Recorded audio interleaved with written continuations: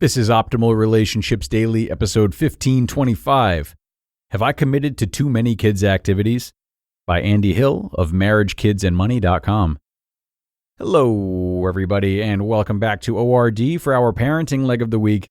I'm your host and narrator, Greg Audino. Great to have you here with me once again as we turn towards content that is written specifically for the parents out there. Today's article comes from Andy Hill, whose blog offers a great blend of parent and finance content. You'll hear that a lot on display in today's reading too. So without further ado, let's jump right into his work and start optimizing your life. Have I committed to too many kids' activities?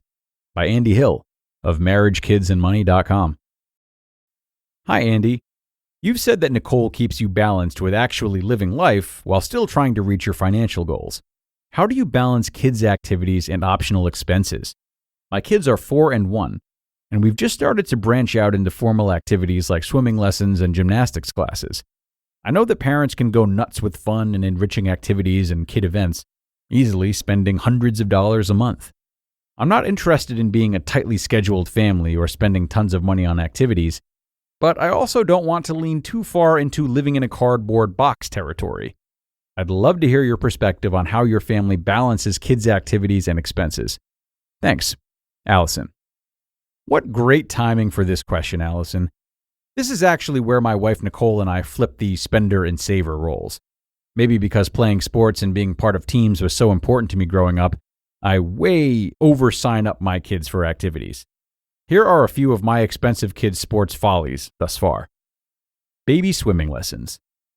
I signed Calvin up for swimming lessons when he was a baby and kept him in it through his second birthday.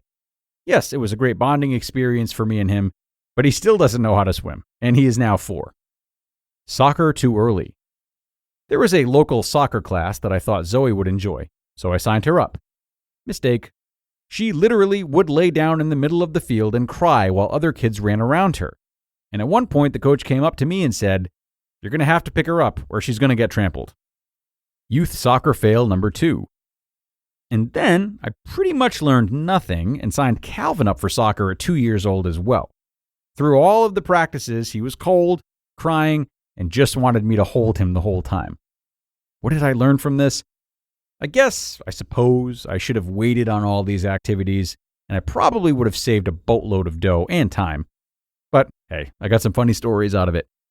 Nicole is the one that is my good sounding board when it comes to moderation with the kids' activities.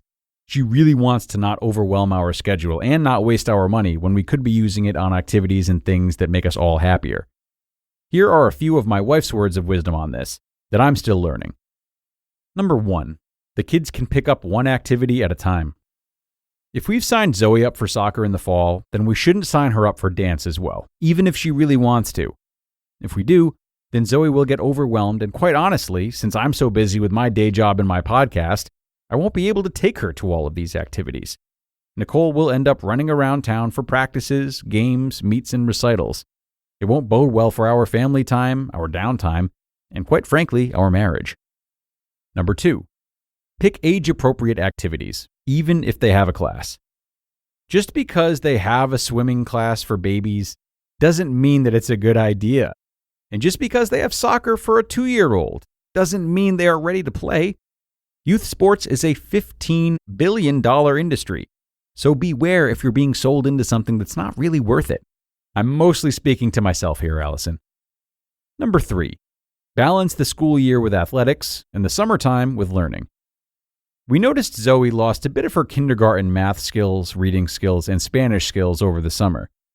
Given that, Nicole thought instead of doing multiple athletic-focused camps, we should consider some camps for learning. For example, we would sign Zoe up for science camps, STEM camps, or math camps instead of gymnastics and dance. That way we're keeping her sharp during the summer. And then during the school year, when her little 6-year-old brain is fried from learning all day, we can involve her in sports to help her get some exercise and have fun. Those are some of our thoughts, Allison. Honestly, we're young parents like you, just trying to figure it out. Zoe is 6 and Calvin is 4, so I'm sure we'll learn a ton more as they grow. And I'm sure I'll sign them up for more classes, camps, and adventures in the future. There will be some good ones and some bad ones. I hope they love one of them, and that it becomes a passion of theirs that makes them really happy.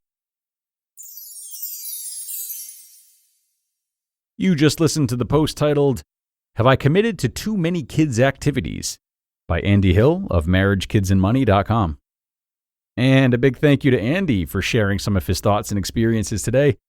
I really appreciate his humility and how well he's able to laugh at what he's learned from these premature signups of his. And we see a lot of this when signing both our kids and ourselves up for things, right? It feels like a good idea. We've maybe seen others have success, so we go ahead and do it. But sometimes, even if we'd like to be, we just aren't ready in terms of time, money, or even just emotionally. So when it comes to involving your kids in certain extracurriculars, I would recommend first thinking about what you want them to gain from the experience. What do you really hope the experience will help them achieve, or how will it help them grow? If you can't answer that question, that's probably enough reason to rethink the sign up.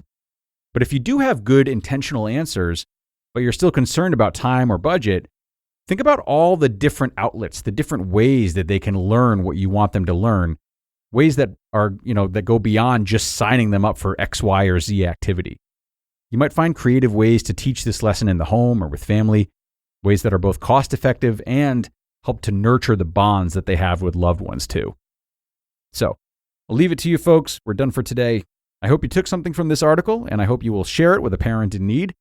Certainly, a lot of new frazzled parents out there could benefit from such a post, so do spread the wealth. And aside from that, have a great rest of your day, and I'll see you back here tomorrow for another parenting post. That's where your optimal life awaits.